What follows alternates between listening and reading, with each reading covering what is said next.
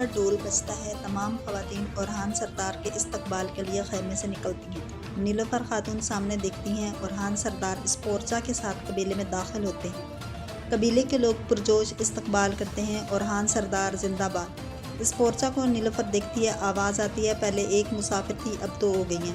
دیدار خاتون کہتی ہے، صرف مسافر کہہ کر نظر انداز نہ کرو اعراز خاتون، تمہارے سامنے ایک شہزادی ہے۔ نیلوفر حیرانی سے دیکھتی ہے۔ گونچا کہتی ہے، شہنشاہ کے محلات سے آنے کے بعد اب اسے یہ قبیلہ پسند نہیں آئے گا۔ حلیمہ کہتی ہے، دیکھو تو صحیح، اس کی حالت سے لگ رہا ہے کافی مغموم نظر آ رہی ہے۔ معلوم خاتون کہتی ہے، وہ مہمان ہے بیٹی، ہمیں کسی کو کوئی چیز پسند کروانے کی ضرورت نہیں ہے، ہم اس کی ضیافت اصولوں کے مطابق کریں گے، یہ کافی ہے۔ اتنے میں قافلہ قریب پہنچ جاتا ہے۔ اورحان گھوڑے سے اترتا ہے، باقی سب بھی اتر جاتے ہیں۔ اورحان آگے آ کر سلام کرتا ہے، پھر اسپورچا آگے آتی ہے۔ اورحان کہتا ہے، والدہ شہزادی اسپورچا سے ملے، وہ کچھ عرصہ کے لیے ہماری مہمان ہوگی۔ شہزادی اسپورچا، آپ کے والد جلد ہی یہاں ہوں گے۔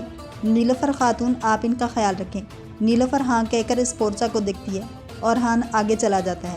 معلوم خاتون کہتی ہیں، خوش آمدید شہزادی۔ شہزادی کہتی ہے، میں یہاں آپ کی مہمان بن کر نہیں آئی ہوں۔ معلوم خاتون کہتی ہے، ہم اپنی سرزمین پر آنے والوں کی مہمان نوازی کرتے ہیں، لیکن ہمارے لیے یہ اہم ہے کہ کون کس نیت سے آیا ہے۔ اسپورچا کہتی ہے، میں اپنی نیت چھپاتی نہیں ہوں، میں اپنے بابا کو لینے آئی ہوں، اور یہ بات میں نے اورحان سردار کو بتا دی ہے۔ نیلوفر کہتی ہے، خوش آمدید شہزادی، میں اورحان سردار کی زوجہ ہوں، نیلوفر خاتون۔ اسپورچا کہتی ہے، میں نے آپ کا نام سنا ہے ہولوفیرا، بعض نتینیوں میں آپ کا تذکرہ اچھے الفاظ میں نہیں ہوتا۔ نیلوفر مسکرا کر کہتی ہے، جس کی زبان ہوتی ہے وہ بولتا ہے شہزادی، لیکن میں اپنی جگہ بہت خوش ہوں۔ حلیمہ اسے دیکھتی ہے، پھر معلوم خاتون کہتی ہے، آئیے ہم آپ کو قبیلہ دکھاتے ہیں، پھر وہ آگے بڑھ جاتی ہیں۔ دیدار، گونچا اور حلیمہ پیچھے کھڑی رہتی ہیں۔ منظر بدلتا ہے۔ شہنشاہ غار میں کھڑا ہوتا ہے، ہیکٹر وہاں پہنچ جاتا ہے۔ شہنشاہ تلوار سے اسے مارنے کی کوشش کرتا ہے، لیکن وار ناکام ہو جاتا ہے۔ ہم زندگی لیتے بھی ہیں اور دیتے بھی ہیں، اب میں تمہیں زندہ رہنے اور بورسا کی حفاظت کرنے کا ایک موقع دوں گا، تو مقدس معبد کے شاہ سواروں کی عدنوں کے لیے طاقت لائے گا۔ شہنشاہ کہتا ہے، اورحان کا کیا ہوگا؟ بورسا اور ازنیک کا کیا ہوگا؟ ہیکٹر کہتا ہے، عیسائیوں کے لیے ایک نیا اور طاقتور دور شروع ہوگا۔ بورسا اور ازنیک کی حفاظت سلیبی فوج کرے گی، جسے ہم جمع کریں گے۔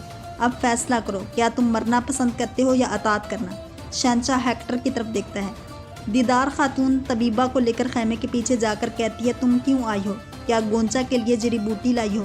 طبیبہ کہتی ہے، میں لائی تھی، لیکن انہوں نے مجھے واپس بھیج دیا ہے، جب سے وہ پوما کا معاملہ ہوا ہے۔ گونچا خاتون میری دی ہوئی جڑی بوٹیاں نہیں لیتی ہیں۔ دیدار کہتی ہے، کیا اس کا اثر ہو گیا ہوگا؟ تمہارا کیا خیال ہے، کیا وہ حاملہ ہو سکتی ہے؟ طبیبہ کہتی ہے، اللہ بہتر جانتا ہے، میں نے سوچا آپ کو بتا دوں، 2 مہینے گزر چکے ہیں۔ دیدار اسے کچھ رقم دے کر کہتی ہے، تم یہ لے لو، اب تم کونیا چلی جاؤ، تمہارا یہاں کام ختم ہو گیا، چلو کسی کو نظر نہ آنا، چلو۔ اورحان پوچھتا ہے، تو حملہ کرنے والے سخت کبھی ختم نہیں ہوتے، کبھی وہ تلوار ہوتے ہیں تو کبھی مرہم، وقت آنے پر ہمیں پتہ چل جائے گا کہ کون کیا ہے۔ اورحان کہتا ہے، علاؤالدین سردار، تم اس صورتحال کی اچھی طرح جانچ پڑتال کرو گے، سپاہی اس تاجر کو ڈھونڈیں اور میرے پاس لائیں۔ علاؤالدین کہتا ہے، جو آپ کا حکم سردار۔ فاطمہ آنکھیں چرا لیتی ہے۔ اورحان کھڑا ہو کر کہتا ہے، میری بہن جغیت، آپ لوگ بھی محتاط رہیں، ہم شیطان سے جنگ میں ہیں، وہ کہاں سے وار کریں گے معلوم نہیں۔ فاطمہ کہتی ہے، جو حکم میرے سردار۔ قبیلے میں خواتین کام کر رہی ہیں۔ معلوم خاتون اسپورچا کو قبیلہ دکھا رہی ہیں، سب خواتین دیکھ کر خوش آمدید کہتی ہیں۔ اسپورچا کہتی ہے کہ اس طرح خیموں میں اپنی رعایا کے ساتھ گھل مل کر رہنا مشکل نہیں ہوتا۔ معلوم خاتون کہتی ہیں، اگر رعایا ہے تو ہم ہیں، یقیناً گھل مل کر رہنے میں کوئی آر نہیں۔ جہاں تک خیمے کا تعلق ہے، جو شخص اصول جانتا ہے، اس کے لیے یہ انسان کی فطرت کے لیے رہنے کا سب سے موزوں مقام ہے۔ اسپورچا پھر کہتی ہے، ہولوفیرا، کیا تم بھی یہی سوچتی ہو؟ نیلوفر درست کر کے کہتی ہے، نیلوفر۔ اسپورچا کہتی ہے، سچ ہے، سچ ہے، تم نے ایک ترک کی خاطر اپنے مذہب اور نام دونوں کو ترک کر دیا ہے نا نیلوفر؟ نیلوفر کہتی ہے، کسی کی خاطر نہیں، بلکہ اس لیے کہ میں نے حقیقت کو دیکھا، اللہ نے نصیب کیا اور میں اسلام سے سرفراز ہوئی۔ پکوان خانے میں سب خواتین خوش آمدید کہتی ہیں۔ نیلوفر کہتی ہے، تمہارے سوال پر آؤں تو یہ زیادہ مشکل نہیں، برف جیسی ٹھنڈی دیواروں کے پیچھے ہر چیز سے بے خبر زندگی گزارنا اس سے کہیں زیادہ مشکل تھا۔ خاتون شربت پیش کرتی ہے، تشریف لائیں۔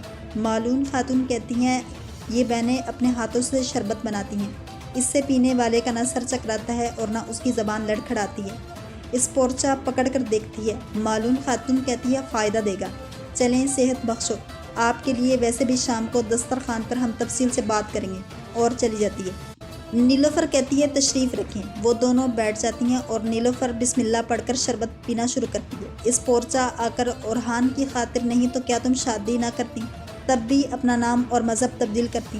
نیلوفر کہتی ہے میں نے اورحان کی خاطر مسلمان نہیں ہوں، لیکن میرے اور اورحان کے درمیان محبت کی عظمت نے مجھے اسلام کے قریب کر دیا ہے۔ میں اورحان کی محبت سے ناواقف زندگی کے بارے میں سوچنا بھی نہیں چاہتی۔ اوپر سے دیفینی آ کر ارسپورچا کو سلام کرتی ہے اور کہتی ہے آپ نے آتے ہی سوچا ہوگا کہ یہ کہاں چلی گئی ہے۔ نیلوفر کہتی ہے کیا تم ٹھیک ہو؟ دیفینے کہتی ہے علاؤالدین سردار اور فاطمہ خاتون کا شکریہ، میں اب بہتر ہوں۔ نیلوفر کہتی ہے بہت شکر ہے۔